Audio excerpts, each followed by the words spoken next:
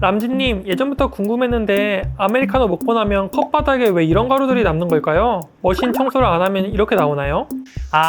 근데 사실 그거는 자연스러운 현상이거든요. 그러면 차라리 오늘 잘못 알고 계시는 추출 상식을 제가 확실하게 정리해 드리겠습니다.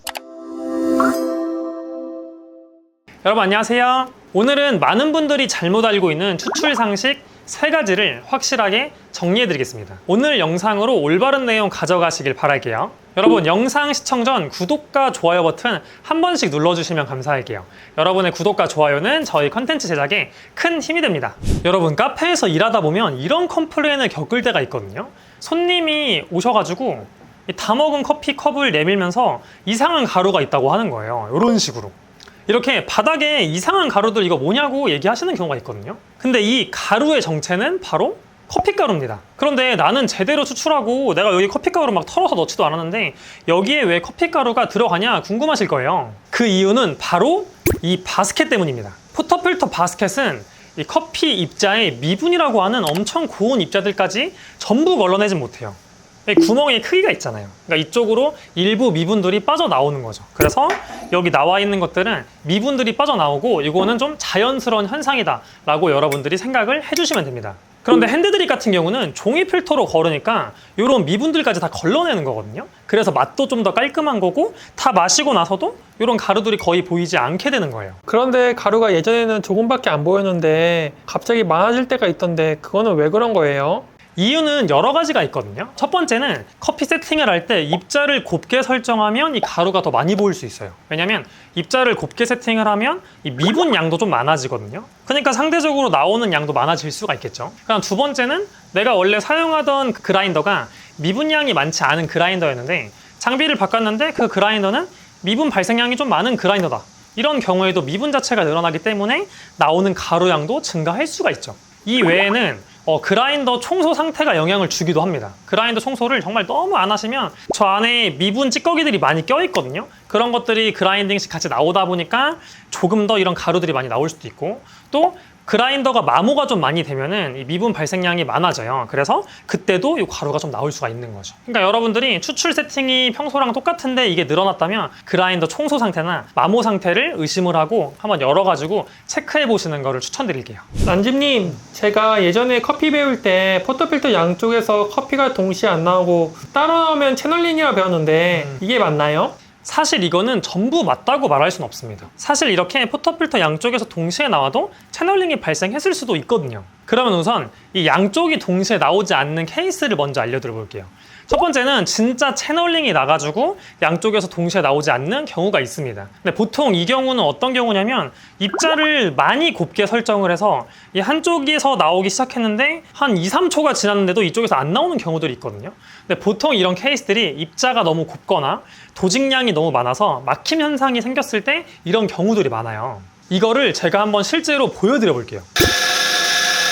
여러분 제가 이거 입자 엄청 곱게 해놨거든요. 한번 추출해 볼게요. 어떻게 나오나. 일단 잘 안 나오죠. 엄청 곱게 해서 그렇거든요. 여러분 저희는 지금 양쪽이 동시에 나오긴 하는데 이게 이렇게 뚝뚝 떨어지잖아요. 근데 이게 한쪽만 나오는 케이스들이 있습니다.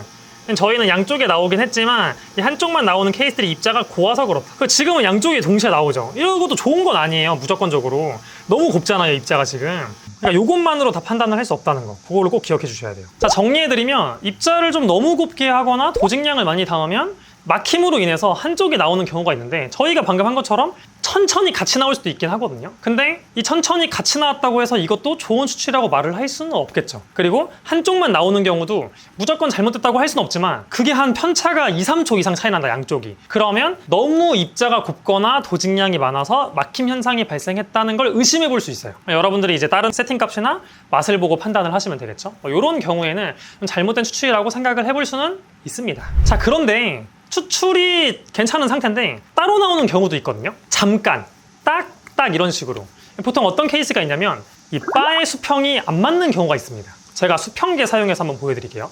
이런 수평계를 여러분 구매하실 수가 있어요. 인터넷에서 이렇게 올려놓으면은 약간 기울어 있죠. 저희 바도 진짜 살짝. 근데 이 수평이 막 심하다. 그럼 꽤 기울어 있는 거잖아요. 그러면은 실제 다르게 나올 수 있습니다. 특히나 이 바가 좀 약한 곳들이 있거든요. 버틸 수 있는 하중에 비해 위에 장비가 많아서 바가 약간 이렇게 기울어 있는 경우들이 있어요, 가끔씩. 그러면은 이 스파웃에서 나오는 커피가 다르게 나올 수도 있다는 거, 이 점을 꼭 기억을 해주세요. 자, 여러분, 그리고 또 양쪽이 다르게 나올 수 있는 또 다른 이유가 있습니다. 바로 청소 상태. 이거 지금 제가 청소 안 하고 방금 추출 끝난 걸로 바로 보여드릴게요. 이 안에 보세요. 이렇게 스파웃 안에 약간 커피가 이렇게 다 묻어있죠?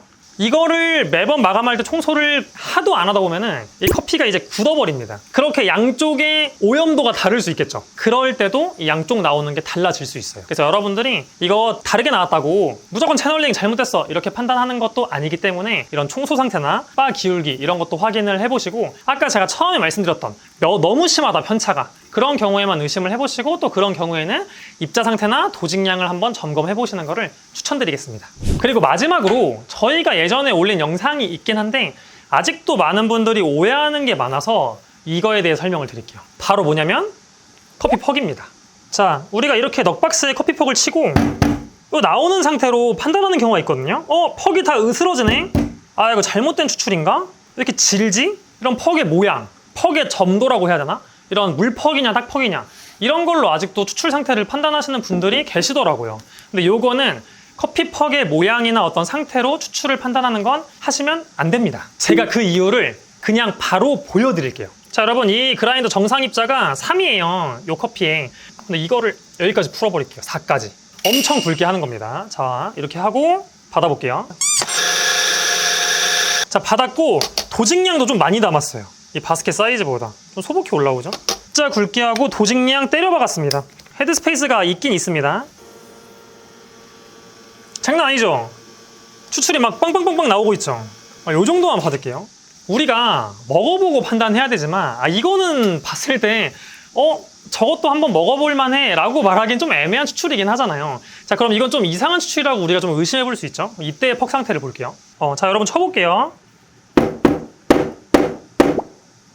제가 좀 치는 과정에서 약간 부서지긴 했는데 아까 퍽보다는 훨씬 더 모양새가 유지되거든요. 그리고 이 커피가 지금 엄청 다크로스팅 커피여가지고 원래 물퍽이 많이 나와요. 근데 얘는 아까 걔보다는 조금 더 형태가 잘 유지가 된다. 자, 그러면 우리가 보면은 지금 제가 이 분쇄 굵게 하고 도직량 많이 넣은 게 더 맛있는 세팅으로 간 게 아니잖아요. 순전히 이 딱 퍽을 만들기 위해서 이렇게 변수를 바꾼 거거든요. 그러면 거꾸로 생각해서 이것만 보고 커피 추출을 판단을 하면 안 되는 거죠. 정리해 드릴게요. 물퍽은 퍽이 물을 많이 먹으면 물퍽이 되고 딱퍽은 물을 덜 먹으면 딱퍽이 돼요.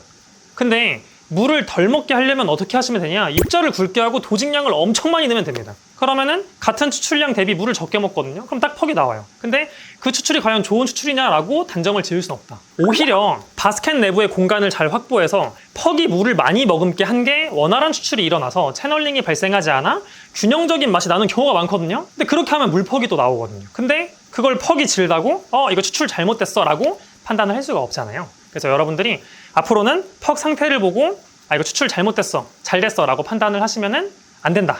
여러분들이 사용한 세팅 환경, 그리고 가장 중요한 건 마셔가지고 직접 먹어봄으로써 판단을 하시는 걸 추천드릴게요. 이 외에도 퍽의 물기가 다른 이유는 로스팅 상태에 따라 다릅니다. 방금 제가 말한 것처럼 저희가 지금 실험에 사용한 원두는 엄청 다크로스팅 커피거든요. 얘네들은 물을 원래 많이 먹어요. 그래서 물퍽이 될 확률이 높고, 좀 라이트한 커피들 있죠. 밝은 커피들은 물을 좀 덜 먹기 때문에 상대적으로 좀 더 물기가 없는 경우들이 좀 많습니다. 물론 세팅 환경에 따라 다릅니다. 그리고 마지막으로는 극히 드문 케이스지만 머신의 백플러싱 기능에 이상이 있거나 샤워 스크린의 오염도가 너무 심했을 때 좀 더 물퍽이 생길 수도 있어요. 그래서 그런 경우에는 여러분들이 청소를 잘 해주시거나 머신 점검을 해주시면 좋을 것 같습니다. 여러분, 오늘은 많은 분들이 잘못 알고 있는 커피 추출 상식 탑3를 정리해드렸습니다. 이제 올바른 내용을 잘 기억하시고 혹시나 누가 잘못 알고 있다면 여러분들이 좀 설명을 잘 해줘가지고 정정을 해주시면 좋을 것 같아요. 그래도 궁금하신 점은 댓글 남겨주시고 오늘도 영상이 도움이 되셨다면 좋아요와 구독 버튼 부탁드릴게요. 그럼 저희는 다음번에 또 다른 내용으로 찾아오겠습니다. 그러면 시청해주셔서 감사합니다.